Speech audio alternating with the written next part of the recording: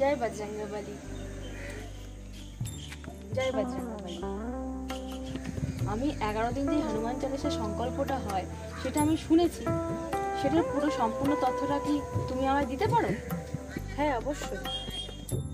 এই পুজোর প্রথম নিয়ম হচ্ছে ব্রহ্ম মুহূর্তে উঠে স্নান করে পরিষ্কার পরিচ্ছন্ন জামা কাপড় পরে পুজো শুরু করতে হয়। পুজোর শুরুতেই আমি ঠাকুরকে চামেলি তেল দিয়ে সিঁদুর গুলে ঠাকুরের মাথায় কপালে পরিয়ে দিই।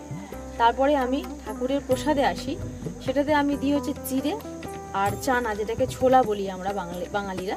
ছোলা আর গুড়, গুড় মানে সেটা নরমও নয় শক্তও নয়, সেমি সলিড, সেটা দিই। আর একটা যে কোনো ফল, গোটা একটা ফল দিই। আর তারপরের নিয়মটা হচ্ছে ঘি দিয়ে প্রদীপটা জ্বালাতে হবে। আর যে ধূপটা জ্বালাতে হবে, ধূপের বিশেষত্বটা হচ্ছে এটাই যে ধূপটা কোনো বাঁশের বা কোনো কাঠি দিয়ে তৈরি হবে না, যেটা ধুনো ধূপ হয় আর কি, বাঁশ কাঠি ছাড়া, সেই ধূপ আমি জ্বালাই।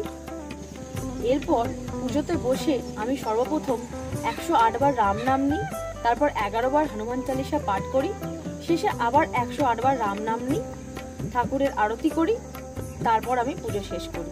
এই পুজোর মাঝখানে একবারও ওঠা চলে না, উঠলে পরে আবার প্রথম থেকে শুরু করতে হবে।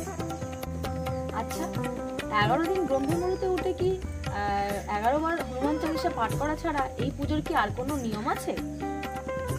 হ্যাঁ, এই পুজোতে আরো কয়েকটি নিয়ম আছে।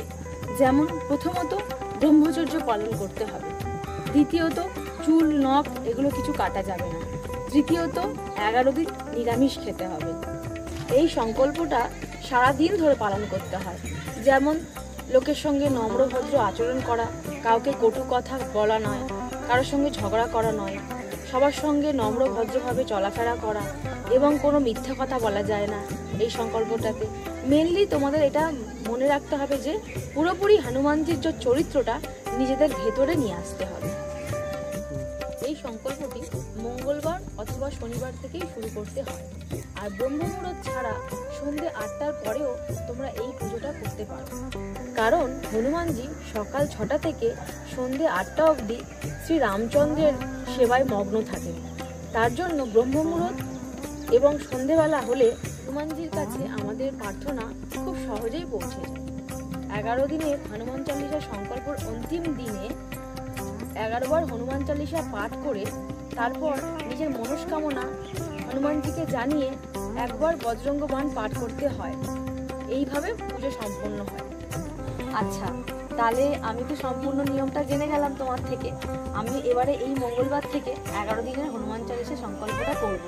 তোমাকে অসংখ্য ধন্যবাদ আমাকে এই সম্পূর্ণ তথ্যটা দেওয়ার জন্য।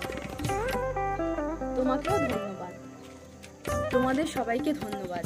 এই ভিডিওর ইনফরমেশনটা যদি তোমাদের ভালো লেগে থাকে, লাইক করো, কমেন্ট করো, শেয়ার করো, এই চ্যানেলটাকে সাবস্ক্রাইব করো, যাতে আমার ভিডিওগুলো সবার আগে তোমরা পেয়ে যাও। Thank you.